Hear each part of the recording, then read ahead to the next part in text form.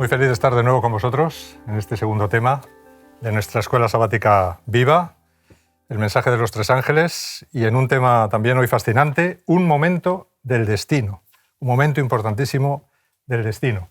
Vamos a pedirle al Señor que nos acompañe y que esté con nosotros en esta ponencia. Pablo, ¿quieres Oremos. tú? Bendito bondadoso Dios que estás en los cielos, gracias Señor por el regalo de este libro. Gracias Señor porque sabemos que tú estás al control de la historia. Por eso Señor queremos hacer parte de esa historia, rogándote en este momento que tu Santo Espíritu nos conduzca, nos dirija, para que podamos ser Señor ese aliento de vida a través de este libro para las personas que nos van a ver. En el nombre de Jesús. Amén. Amén. Amén, amén, amén. Amén. Bueno, me gustaría comenzar a debatir este tema leyendo unas palabras de Jesús en Mateo 24, el gran mensaje profético de Jesús, y será predicado este evangelio del reino en todo el mundo para testimonio a todas las naciones y entonces vendrá el fin. ¿Qué papel juega la predicación del evangelio en ese gran conflicto entre Cristo y Satanás y el fin de la historia de nuestro mundo? Posiblemente en la época en que Jesús dice esto, era más fácil de entender que ahora. Había un solo imperio y la distribución de la información estaba toda sellada. Con los avatares de la historia y tanta división, es decir, los tantos idiomas, es verdad que puede ser un poco más complicado, pero como lo dice Jesús y es Él el que se compromete, solo tenemos que ponernos en sus manos. Entonces, la dificultad añadida por la división del imperio no tiene que impedir la predicación del Evangelio.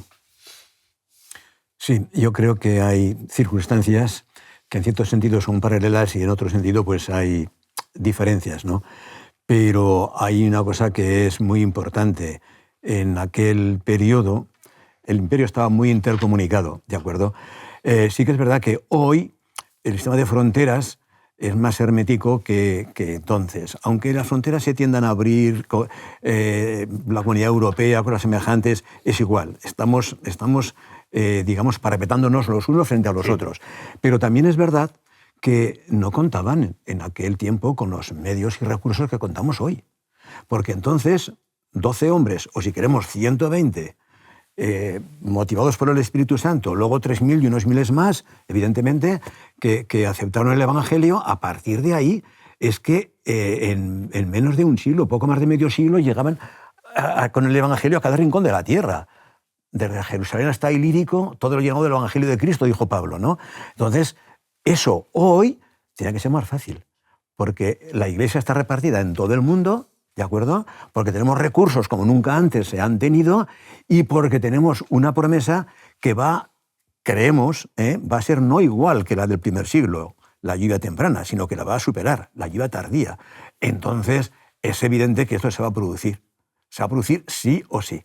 Satanás y sus huestes no van a poder impedir lo que el plan de Dios ha previsto que vaya adelante. Esto lo tenemos nosotros muy asegurado. ¿Y por qué os parece que es importante que el mundo entero sepa la verdad antes de que se produzca el fin? Y digo el mundo entero porque el mundo entero se va a enterar, es decir, todos los que estén vivos se van a enterar a la vez de cuál es la verdad y van a tener que tomar su decisión, ¿no? Es que entonces, ¿por qué es importante antes de que Dios diga se acabó? Es que creo que es importante, como tú dices, porque ahí entra lo que faltaba a partir de la obra de Jesús en el Santuario Celestial, es la decisión personal. Si el Evangelio no llega, no son conocedores. Para poder ser libre, tienes que conocer y tienes que poder decidir.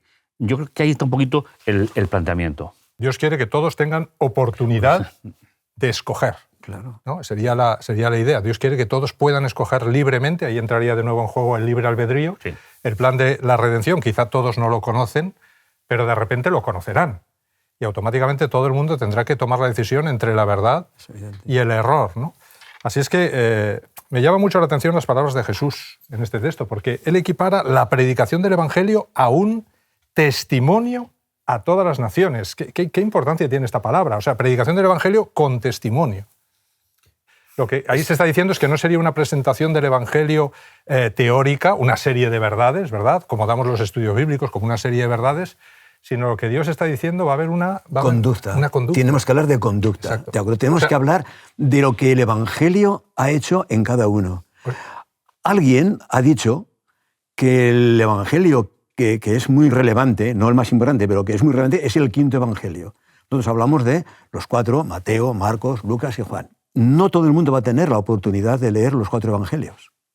Pero si tenemos en cuenta que el quinto Evangelio, de quien testimonia de él es el creyente, todos tendrán la oportunidad de leer ese quinto Evangelio. De modo que lo que tú apuntabas o estabas indicando para que llegásemos a ellos, la conducta del creyente. No solamente tiene que llegar el mensaje, sino que tiene que verse el efecto que ese mensaje ha producido en cada corazón de los que lo han aceptado. Así es que más que un mensaje... Eso tiene un gran poder. Más que un mensaje deberíamos presentar, según lo que dicen las palabras de Jesús, una vivencia. Muy bien. Tendríamos que presentar una vivencia transformadora al mundo. Quizá lo que va a transformar al mundo no va a ser tanto un mensaje, que es una teoría, sino que tienen que ver que la teoría haya transformado produce efecto a los que transmiten ese evangelio, ¿no? Así es que es interesante que también esa palabra testimonio aparecen como las pruebas presentadas por un testigo en un juicio, bajo juramento, ¿no? Y es muy interesante porque además en el cielo se estará montando un juicio mientras está presentando ese testimonio por boca de los testigos de Jesús, ¿no? Es decir, por las personas que finalmente hayan sido transformadas, ¿no? Así es que realmente lo que se va a presentar es una demostración viviente de esa verdad del Evangelio. Así es, sin ninguna duda. Sabemos que somos justificados por la fe, pero somos juzgados por las obras, porque lo que testimonia de la fe del creyente es su conducta, es su testimonio, es lo que la gente puede apreciar, lo que se ve en la vida. Sí, finalmente una frase muy recurrente es que seguir a Jesús es un estilo de vida. No es un rato semanal, no, es un estilo de vida. ¿Por qué? Porque las personas ven más y observan más de lo que nosotros pensamos a veces. Con lo cual, no solo hay que dar, como tú decías, un conjunto de doctrinas, que está bien, hay que enseñarlo, Jesús lo dijo en su despedida, pero tiene que estar acompañado con algo que te haya convencido de ti. Y ese es el estilo de vida.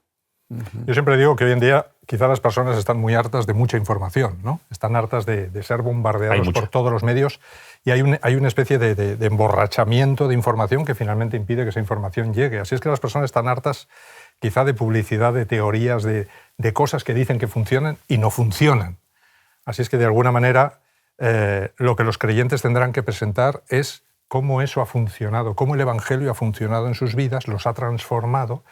Y entonces las personas dirán, oye, eso que te ha transformado a ti, yo lo quiero, ¿no? Fijaros que al principio del gran conflicto final se hace esta declaración en Apocalipsis 12, 17. El dragón se llenó de ira contra la mujer y se fue a hacer guerra contra el resto de la descendencia de ella.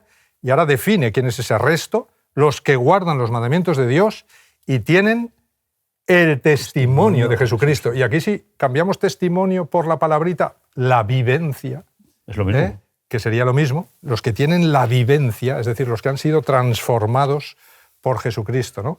Y el tercer ángel termina diciendo, aquí está la paciencia de los santos, los que guardan los mandamientos de Dios y la fe de Jesús. ¿Qué tiene que ver el testimonio, los mandamientos y la fe de Jesús? ¿Qué tiene que ver?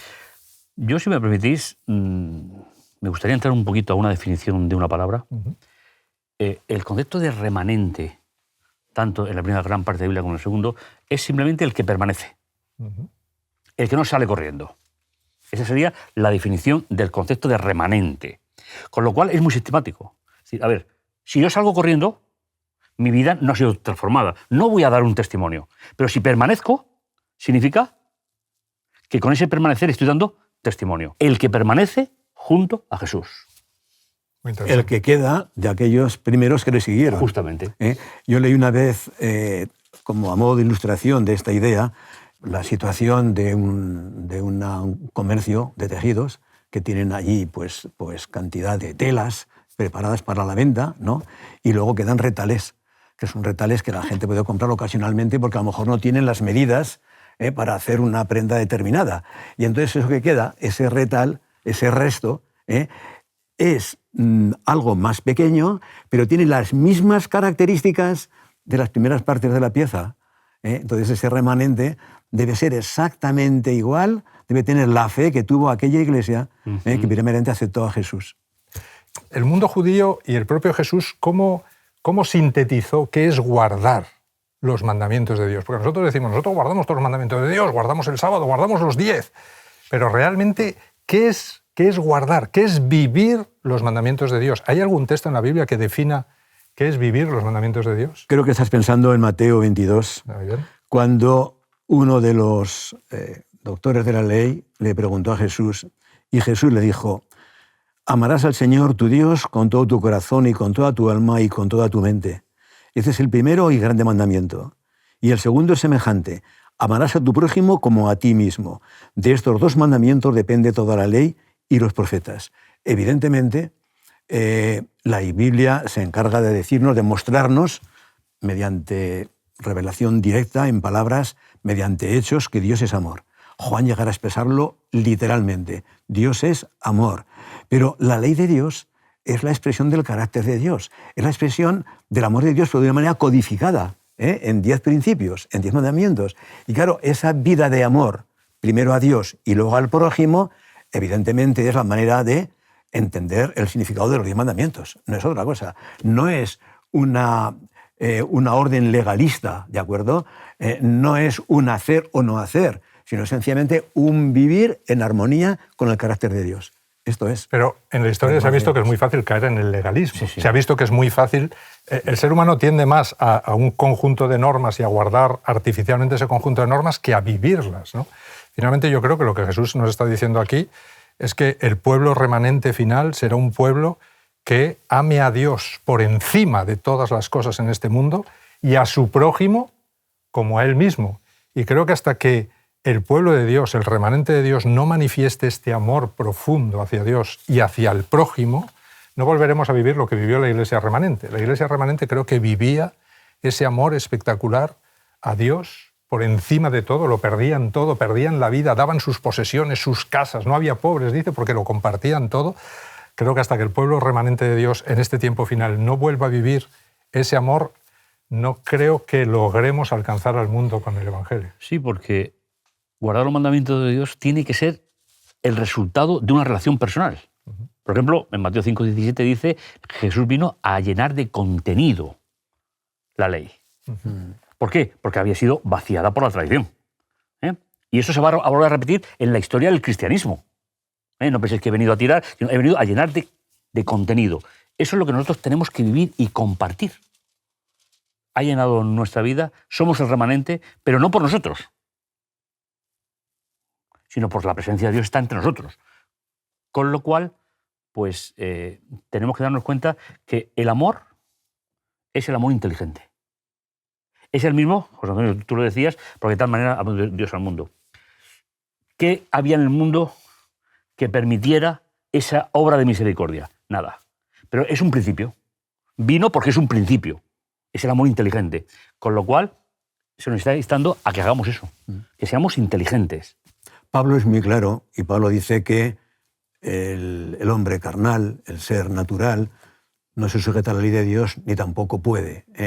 Pero sin embargo, Ezequiel ya en el Antiguo Testamento, quisiera leer este pasaje, dice, os daré corazón nuevo y pondré espíritu nuevo dentro de vosotros, y quitaré de vuestra carne el corazón de piedra, y os daré un corazón de carne, y pondré dentro de vosotros mi espíritu, y haré que andéis en mis estatutos, guardéis mis preceptos y los pongáis por obra. Sin el Espíritu Santo, el ser humano no puede hacer nada. Aquella iglesia primitiva que acaba de recibir la lluvia temprana en Pentecostés, y eso la galvanizó, aquello la impulsó, fue el motor de todo el movimiento de la Iglesia Apostólica. Y hemos de esperar que esto un día vuelva a ser el motor. Vuelva a ser una realidad. Vuelva a ser el motor y vuelva a ser una realidad. Y solamente esta vivencia de amor en la vida transformada de los redimidos es lo que es ese evangelio eterno que va a transformar realmente al mundo, ¿no? En este testimonio que hemos estado viendo en los 3 textos anteriores, siempre se da en un contexto de juicio. Quiere decir que en este tiempo final se está realizando un juicio al mismo tiempo que se va a dar ese testimonio. Es decir, los testigos van a testificar en ese juicio, de alguna manera, y de alguna manera los que están escuchando van a tener que tomar partido, ¿no? Por un lado, o por otro lado, ¿no? Así es que realmente se va a demostrar que viven conforme a la fe de Jesús, porque finalmente Jesús manifestó ese amor espectacular por los demás y que guardan los mandamientos de Dios en su constante amor hacia Dios y hacia el prójimo. ¿Sabes? Escuchándote recuerdo un texto que va a ser una de las bases de esta serie, que se encuentra en Apocalipsis 14, 6 y 7. Tenemos tiempo de analizarlo, los matices, pero vi volar por en medio del cielo a otro ángel que llevaba la buena nueva eterna. Para predicarlo, ¿a quién? No a los ángeles, a los moradores de la tierra. Y fijaos qué detalle más bonito. Si miramos toda nación, tribu, lengua y pueblo, es el antídoto de la Torre de Babel. Es decir, el mensaje angélico es directamente contra lo que sucedió en la Torre de Babel, y aunque Dios estaba al principio para preservar la vida de los hombres, se introdujo una serie de conceptos. El Evangelio eterno tiene que estar pendiente en todo momento de esa realidad de toda nación, tribu, lengua y pueblo, diciendo a gran voz: temed a Dios y darle gloria, porque la hora de su juicio ha llegado, y adorad a aquel que hizo el cielo, la tierra, el mar y las fuentes de las aguas. La verdad es, Sergio, José Antonio, este versículo nos daría para una serie. Pero en síntesis, ¿qué es? ¿Cómo actúa la buena nueva, la buena noticia eterna en toda la población de la tierra? Y ahí entra el mensaje angélico. Y es necesario que toda esa población mundial, de alguna manera, tome una decisión respecto a ese evangelio eterno. Sí, sí. Por eso en el cielo se monta un juicio para ver quién finalmente se decanta por un lado o se decanta por el otro lado, ¿no? Es decir, ahí se tomará nota y... Yo, si me permites, diría ¿quién se ha decantado? Bueno, quién se ha decantado, pero queda un grupo grande por decantarse. Sí. Pero que el juicio simplemente es la ratificación de las decisiones personales de la tierra. Muy bien. No es otra cosa. Por tanto, ya está hecho. Lo que pasa es que ahora estamos todavía muy a tiempo. Claro. ¿De acuerdo? Y la humanidad también. Entonces, está ahí. Hay un texto en los versículos que siguen, donde dice: miré aquí una nube blanca, y sobre la nube uno sentado semejante al Hijo del Hombre, que tenía en la cabeza una corona de oro y en la mano una hoz aguda. Y del templo salió otro ángel, clamando a gran voz al que estaba sentado sobre la nube: mete tu hoz y siega, porque la hora de segar ha llegado, pues la mies de la tierra está madura. Y el que estaba sentado sobre la nube metió su hoz en la tierra, y la tierra fue segada. Quizá una primera cosa que tenemos que decir aquí es que estamos en el contexto de Apocalipsis, profecía apocalíptica. Hemos de ver mucho símbolo y su significado. Yo espero que nadie piense que Jesús va a venir con una hoz de segador en la mano. Está mostrando de una manera muy gráfica grandes verdades. La hoz representa que la siega va a ser hecha. Y que la corona de oro, evidentemente, es la corona de triunfo de Cristo, de Rey, y viene a realizar una obra necesaria, porque viene a ver cuál es el resultado de la atención que la humanidad ha prestado a ese triple mensaje que estamos estudiando. Porque es un triple mensaje, es completo. En otras lecciones veremos otros matices y tendremos oportunidad de profundizar en aspectos muy relevantes de ese mensaje. Pero es evidente que Dios lo ha dado en el momento preciso, en un contexto necesario y además como muy abarcante, que es mensaje completo, ¿de acuerdo? Y el resultado va a ser que unos habrán aceptado y otros no. Esa es la gran, la gran problemática ante el juicio de Dios, ¿de acuerdo? Dios es justo. Dios nos ama a todos por igual. Él no hace diferencias. Él quiere que todos seamos salvos. Y en su amor, Él hace que todos puedan tener conocimiento antes de tomar una decisión. Cada uno es libre para tomar la que Él escoge, por lo tanto, no se puede decir ya que Dios sea responsable de nada, en lo que tiene que ver con las decisiones. Y todo lo anterior, Él mejor no ha podido hacerlo. Este Hijo de Hombre que viene sentado en la nube, todo el cristianismo tiene claro más o menos que es Jesús, pero todo el cristianismo cree que viene en su segunda venida al mundo, ¿no? ¿Realmente viene al mundo o realmente está viniendo a otra cosa en esa nube del cielo? Yo hablaría un poquito de la figura del Hijo del Hombre. Es puramente del libro de Daniel, es una visión escatológica.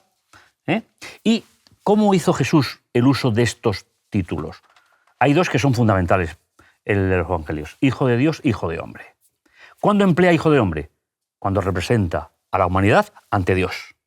Muy bien. Cuando emplea hijo de Dios, cuando representa a Dios ante la humanidad. Con lo cual, ¿cuál es el contexto de Daniel? Cuando está representando a la humanidad, como dice Daniel 7, estuve mirando hasta que fueron puestos tronos y se sentó un anciano, millares de millones le servían, millones de millones asistían delante de él. El juez se sentó y los libros fueron abiertos. Y aquí, con las nubes del cielo, venía como un hijo semejante de hombre, que vino hasta el anciano de días y le hicieron acercarse a él. Es toda una definición escenificada de cómo se llega o se empieza el juicio en el segundo departamento del santuario y cómo llega ese momento tan trascendental, anunciado por Daniel y, lógicamente, por el propio Jesús y lo que el Apocalipsis... De alguna manera lo que se está mostrando ahí es que el juicio se le da a ese hijo de hombre. Claro. Es decir, es como si se estuviera diciendo, oye, mira, aquí de los que viven ahí en la tierra solo admitimos de momento a este hijo de hombre, ¿no? Luego vendrán otros, pero solo a través de él. Es decir, primero admitimos a este porque este ha cumplido los requerimientos que pedimos aquí. Juan dijo, el Padre a nadie juzga. Todo el juicio lo dio al Hijo.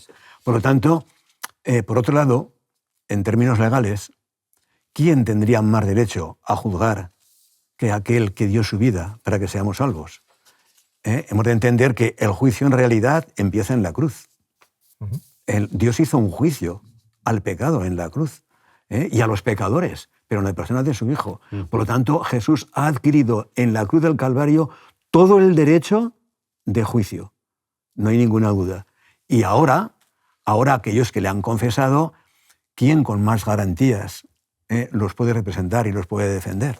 O sea que a través de este juicio que realiza el Hijo del Hombre, que es el que se ha metido en nuestras sandalias, se ha metido en nuestra vida, se ha metido en nuestras ropas, ha sufrido como nosotros hemos sufrido, es una garantía increíble que se le dé a él el juicio, porque él va a juzgar justamente. Es decir, él sabe lo que sufrimos, él sabe lo que padecemos, sabe cuáles son nuestras tentaciones, ¿verdad? Por lo tanto, a él se le va a dar este juicio. Hay un texto que me llama mucho la atención, que está ahí en Joel, capítulo 3, que también el Apocalipsis se fundamenta en ese texto, ¿no? Joel 3, versículos 1 y 2, y también el 12 y el 14, ¿no? No sé si lo podemos leer un momentito. Porque he aquí que en aquellos días y en aquel tiempo en que haré volver la cautividad de Judá y de Jerusalén, reuniré a todas las naciones y les haré descender al valle de Josafat, y allí entraré en juicio con ellas a causa de mi pueblo. Despiérdense las naciones y suban al valle de Josafat, porque allí me sentaré para juzgar a todas las naciones de alrededor. Echad la hoz, porque la mies está ya madura. Venid, descended, porque el lagar está lleno, rebosan las cubas, porque mucha es la maldad de ellos. Muchos pueblos en el valle de la decisión, porque cercano está el día de Jehová en el valle de la decisión. Es de subrayar la frase que dice, rebosan las cubas porque el lagar está lleno. Mucha es la maldad de ellos. El profeta subraya la situación de nuestro mundo que, si bien es verdad que el Evangelio ha hecho su obra, y la seguirá haciendo hasta ese momento culminante cuando Cristo venga, también el enemigo ha hecho su obra. Y también hay quienes les han seguido. ¿Qué significa que la mies está madura? ¿Qué significa esto? Bueno, el propio proceso, ¿no? Es decir, la madurez, que es la culminación de todo el proceso. Entonces, finalmente, está representando esa imagen. Ha sido plantada, ha sido cuidada, ha ido madurando y llega al momento cuando tú puedes disfrutar de ese sabor que tanto nos gusta. Así era la parábola de la planta de las semillas. Exactamente. Elena de White tiene una cita en Eventos de los Últimos Días, página 36, que dice: cuando el fruto fuere producido, luego se mete la hoz porque la siega es llegada. Cristo espera con un deseo anhelante la manifestación de sí mismo en su iglesia. Cuando el carácter de Cristo sea perfectamente reproducido en su pueblo, entonces vendrá Él para reclamarlos como suyos. Así es que es lo que hemos dicho desde el principio. En ese juicio se va a ver realmente cuántos son como el Hijo del Hombre. Es decir, cuántas personas desde el pasado hasta nuestro tiempo realmente son como Jesús. Y tenemos que terminar. ¿Cómo podríamos resumir esta gran siega, esta gran cosecha final? Bueno, yo lo que veo es que hay dos cosechas, ¿de acuerdo? Una siega y una vendimia, y que evidentemente Dios ha hecho lo mismo por unos como por los otros. Aquí los veo representados por los dos ladrones o delincuentes en el Calvario al lado de la cruz. Los dos presenciaron los mismos hechos, oyeron las mismas palabras de Jesús. Uno le aceptó, el otro se burló. La humanidad está funcionando así, ¿de acuerdo? Entonces, unos que le acepten, que le habremos aceptado, pues quizá seremos recogidos en la primera cosecha, a menos que nos coja todavía viviendo. Ojalá fuera así. Pero otros, sencillamente, le habrán rechazado, no habrán aceptado el mensaje de misericordia de los 3 ángeles y, finalmente, pues serán segados, o más que segados, vendimiados, en otro periodo que sabemos cuál es, que será después del milenio. Yo simplemente referirme un poquito a una frase que hemos leído del Espíritu de Profecía. Cuando el fruto fuere producido, después viene todo el proceso, no antes. La madurez, todo el proceso. Entonces, creo que estamos a tiempo todavía de saber en qué parte queremos ponernos, que finalmente es lo que va a indicar el mensaje de los 3 ángeles. Pues muchísimas gracias. Ojalá que en esa cosecha estemos todos en la parte de la cosecha del grano, no la que será echada al lagar, la vendimia. Que estemos todos con Jesús. Que el Señor nos bendiga. Amén. Muchas gracias. Escuela Sabática Viva te invita a poner en práctica los siguientes objetivos. Crecer espiritualmente a través del estudio diario de la Biblia y la oración. Experimentar el amor fraterno cuidando los unos de los otros. Vivir la misión como un estilo de vida, convirtiendo tu clase en una iglesia hogar y en un lugar de esperanza. Así, tu unidad de acción será un centro de reavivamiento, un centro de fraternidad y un centro de misión.